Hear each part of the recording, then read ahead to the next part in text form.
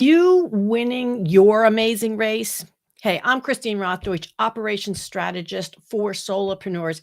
And today I just wanted to share a few of my takeaways that I had from this past season of The Amazing Race. Now, if you're not familiar with it, it's where they put teams of two together and they travel throughout the world, well, a few countries, and have to do challenges. And they this past season, they really had to do a lot of navigating to find their way to places.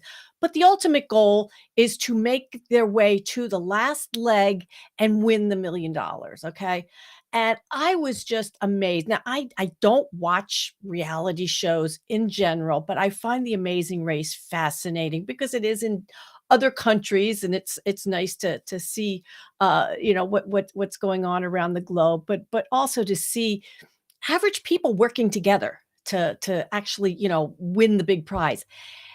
And I also this time when I saw that a couple I knew from Facebook, Kim and Penn, Holderness were a team, I was like, "Oh, I remember them from Facebook. I'm gonna watch this."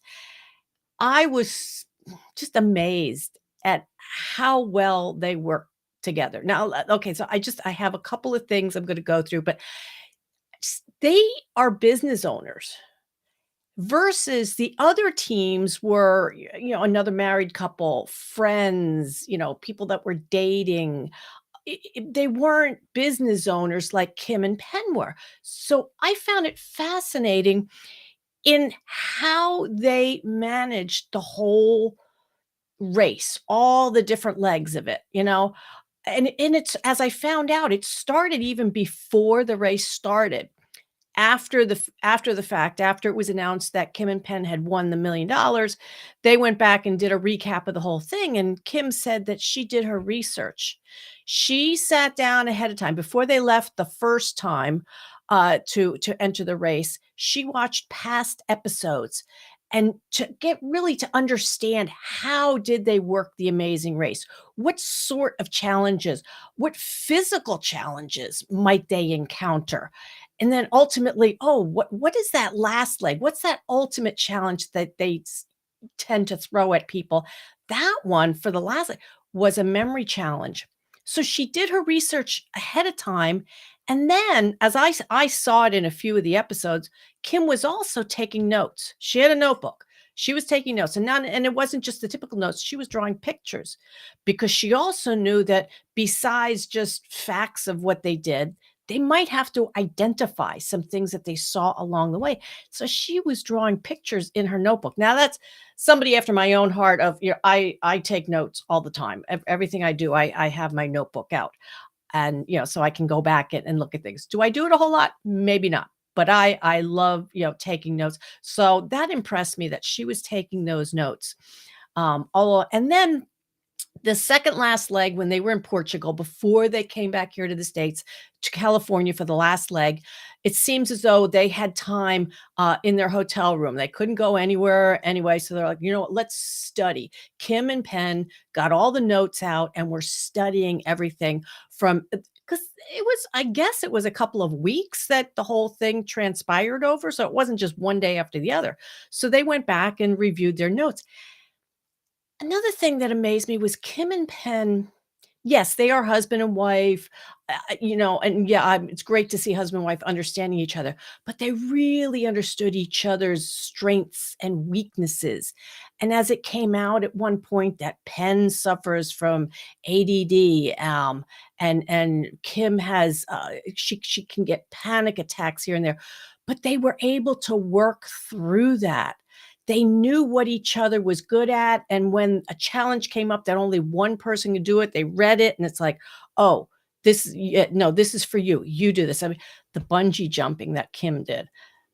Penn, I think they said he was almost in tears when he's watching his wife go over the edge. It's like, but they worked so well together. They knew along the way that they just had to make it to the last leg.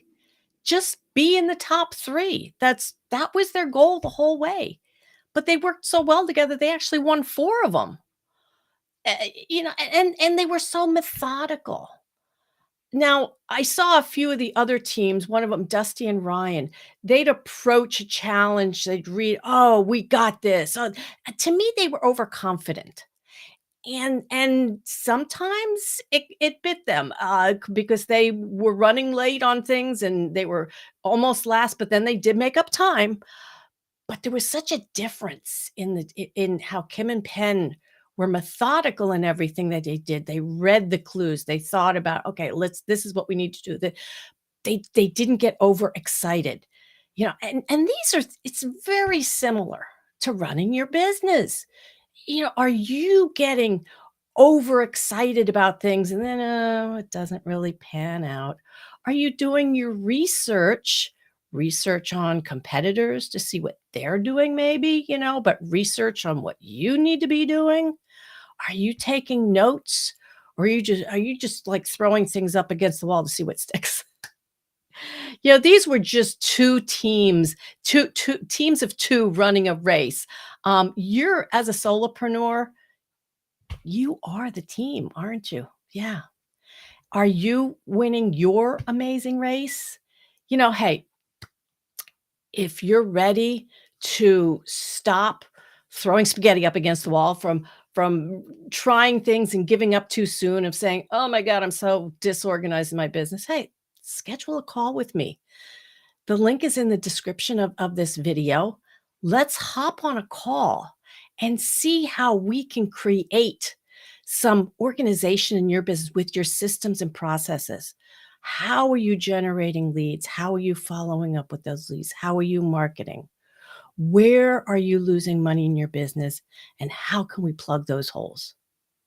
I'm Christine Rothdeutsch. You have a great day.